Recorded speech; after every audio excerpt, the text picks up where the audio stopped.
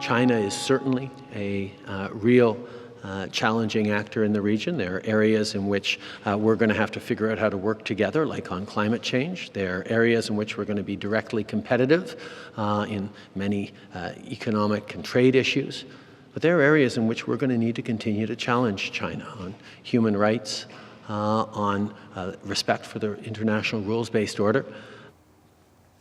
Prime Minister Justin Trudeau acknowledging the challenges posed by China. The key to managing those challenges, Canada's new ambassador to China.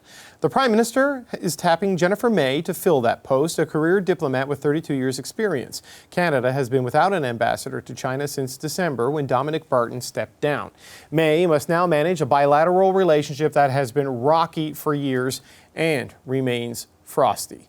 Senator Peter Boehm serves as chair of the Senate Foreign Affairs and International Trade Committee. He was previously a career diplomat at Global Affairs Canada. Senator Boehm, you know Jennifer May. What can you tell us about Canada's new ambassador to China? Well, she's a very talented professional and has been, I think, in the Foreign Service since 1990. So she's come up through the ranks as a professional diplomat. She's been posted abroad, most recently to Brazil. She was deputy head of mission in Germany. That was after I left, but she's got a lot of experience. She's multilingual, and of course she has significant China experience because she was posted in Beijing before.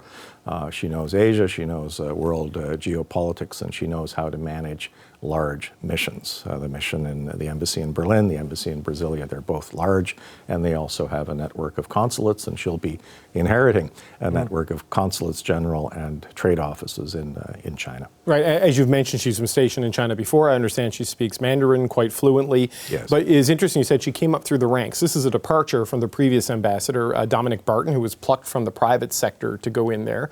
What should we draw from that shift in approach by the Prime Minister and his staff to go with a career diplomat this time? Well, it's a very important relationship, and not to denigrate anyone who came before, whether it's Ambassador Barton or Ambassador McCallum. You have to have that balance of good access to the top leadership in your own country, which of course will open doors in the country that you're accredited to, but also an ability to manage to understand the geopolitical aspects and just how to run a series of very big government offices. Can we read anything into what this may signal in terms of the Prime Minister and Canada's priorities in terms of dealing with China going forward? I mean, it seemed like Mr. Barton was picked for very specific reasons at a very specific time.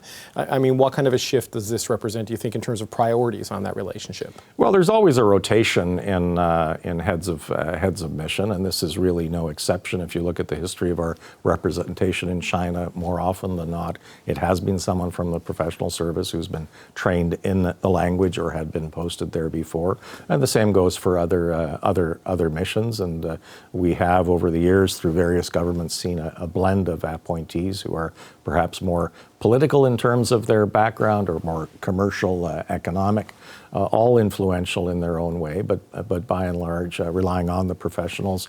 As a former Foreign Service officer myself, I think it's a good thing.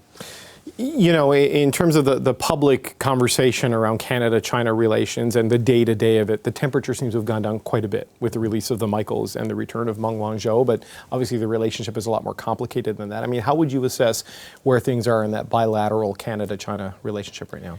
Well, I think there's a lot of government-to-government dialogue that has to take place. There are mechanisms to do that. Jennifer will be well placed to launch more of that. There are concerns with respect to human rights, the Uyghur minority, for example. There are concerns about some of the regional geopolitics, the future of Taiwan. All of those issues are out there, and she has, I think, the relevant experience to take that further. And of course, with China, we have a very deep relationship. I think there are 1.8 million Canadians of Chinese origin.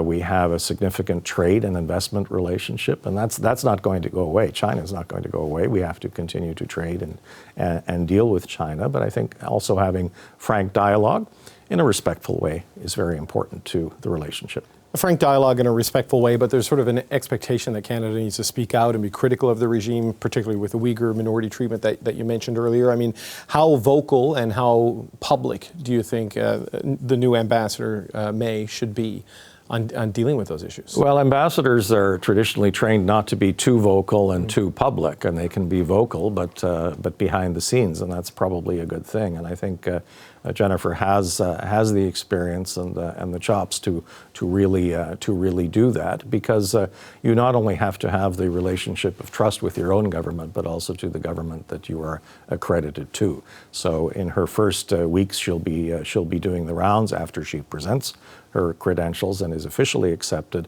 of senior people throughout the Chinese government, and she'll probably end up traveling through China as well and meeting with regional leaders, and all of that is part of establishing the sort of bona fides that an envoy from a major G20 partner country, that is Canada, would need to have to function effectively.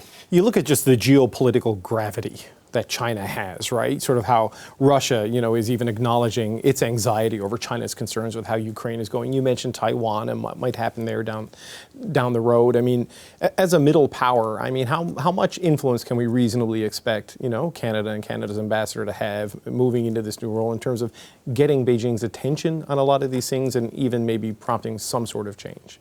Well, I think these are relationships that build over time. They have their highs and lows. We've been through a low period with the taking of the two Michaels and other sort of economic measures that were leveled against Canada.